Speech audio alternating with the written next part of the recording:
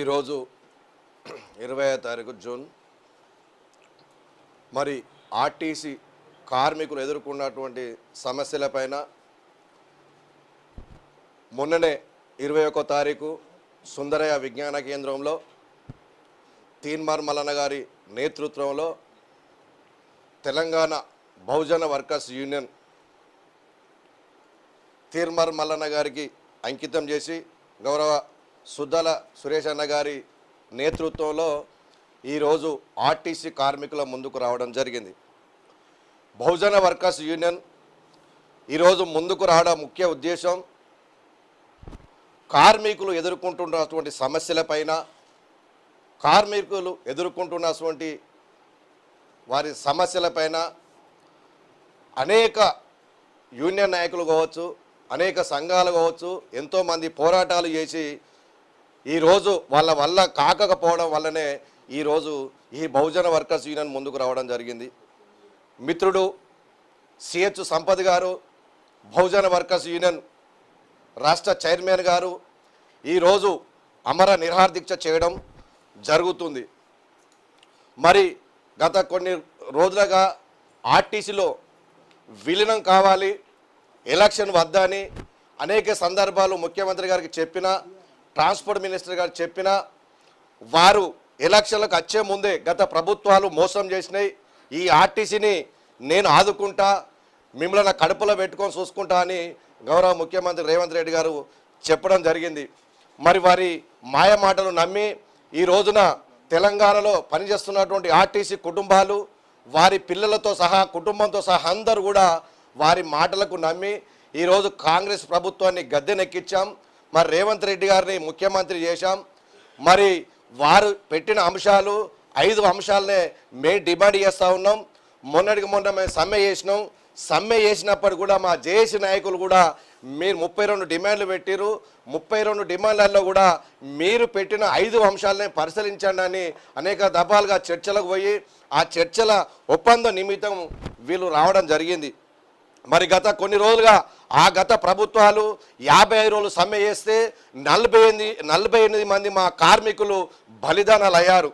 మరి వారి బలిదానాల ఆకాంక్షనే ఈరోజు ఆర్టీసీ విలీనం. అయ్యా రేవంత్ రెడ్డి గారు మొన్నటికి మొన్న సమ్మె చేస్తే కూడా నర్సంపేట డిపోలో మా శంకర్ గౌడ్ గారు కూడా బలిదానం కావడం జరిగింది. మరి ఇంక ఎంతమంది బలిదానాలు కావాలి, ఎంతమంది ప్రాణాలు అర్పిస్తే ఈ ఆర్టీసీని విలీనం చేస్తారో ఆర్టీసీలు అని ప్రభుత్వాలని మేము డిమాండ్ చేస్తూ ఉన్నాం. మీరు చెప్పిన 5 డిమాండ్లలో ప్రధానమైన డిమాండు ఆర్టీసీ విలీనం. మరి మా జేఏసీ నాయకులు కూడా మీ దగ్గర చర్చలు జరిగినప్పుడు ఆర్టీసీ విలీనం చేస్తానని ఒప్పుకోవడం జరిగింది. ఆ తర్వాత మీరు ఇచ్చే సంకేతాలు ఎవరికి ఇస్తున్నారు అయ్యా అంటే మా అధికారులకు ఇస్తున్నారు. మా అధికారుల దగ్గరనే యూనియన్లు వద్దని, యూనియన్ రిప్రజెంటేషన్ పోతే మీకు యూనియన్లు లేవు, నీకు ఏమైనా వ్యక్తిగతంగా ఉంటే మమ్మల్ని అడగండి, లేదా వెల్ఫేర్ కమిటీలను వేసినాం మేము, ఆ వెల్ఫేర్ కమిటీలకు చెప్పుకోండి అని చెప్పారు. మరి ఆనాడు యూనియన్ లేదన్న మా అధికారులు మరి ఈ రోజున ఎలక్షన్ పెట్టిస్తూ ఉన్నాం, యూనియన్లు వస్తూ ఉన్నాయి అని చెప్తా ఉన్నారు. మరి యూనియన్లు దేనికోసం తీసుకొస్తా ఉన్నారు? మీరు చెప్పడంలో కారణం ఏంది? మీరు ఏం కుంభకోణం చేయాలనుకుంటున్నారో నేను మరొకసారి మిమ్మల్ని డిమాండ్ చేస్తూ ఉన్నా. కార్మికులు కోరుకున్నది ఒక్కటే, ఆర్టీసీ ఎలక్షన్ కాదు, ఆర్టీసీని గవర్నమెంట్లో విలీనం చేయమని కోరుకుంటా ఉన్నారు. ఇంకా ఎంతమంది బలిదానాలకైనా సిద్ధంగా ఉన్నాం. మా పోరాటం అంతా ఒకటే, మా పోరాటం మొత్తం ఆర్టీసీని గవర్నమెంట్లో విలీనం చేయాలనే ఒకే ఒక సంకల్పంతో ముందుకు వెళ్తా ఉన్నాం. మరి ఇంకెంతమంది బలిదానాలను తీసుకుంటారు, ఎంతమంది బలిదానాలు కావాలో అయ్యా ట్రాన్స్పోర్ట్ మినిస్టర్ గారు మీరు ఎవరో కాదు, మా మంత్రివర్యులు, మా గౌరవనీయులు, మా నియోజకవర్గానికి మీరు ఎమ్మెల్యే గారు, మేము కూడా మీకు సపోర్ట్ చేశాం. మా కుటుంబం తరపున, మా ఊరు తరపున కూడా మిమ్మల్ని గెలిపించుకొని ఇలా ట్రాన్స్పోర్ట్ మినిస్టర్ని చేశాం. కానీ కరీంనగర్లో మీరు అంటే ఒక ఉనికి ఉంది, ఒక పేరు ఉంది, కాలేజీ నుంచే ఉద్యమ నాయకుడిగా మీకు పేరు ఉంది.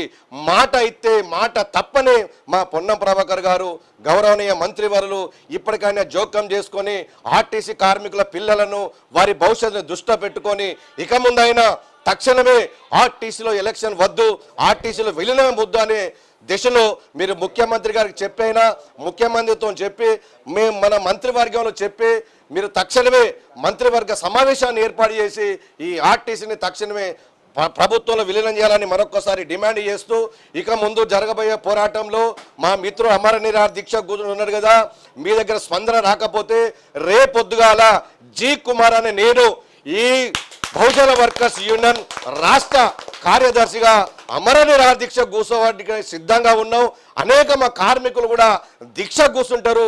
మరి బలిదానాలు చూస్తారా, మీరు ఇచ్చిన మాట నిలబెట్టుకుంటారా, గౌరవనీయులు మీరే తెలియజేయాలని మరొక్కసారి మేము వేడుకుంటూ ఇక ముందైనా తక్షణమే మంత్రివర్గ సమావేశం ఏర్పాటు చేసి మా ఆర్టీసీ కార్మికులను తక్షణమే ప్రభుత్వంలో విలీనం చేయాలని మరొక్కసారి మేము వేడుకుంటా ఉన్నాం.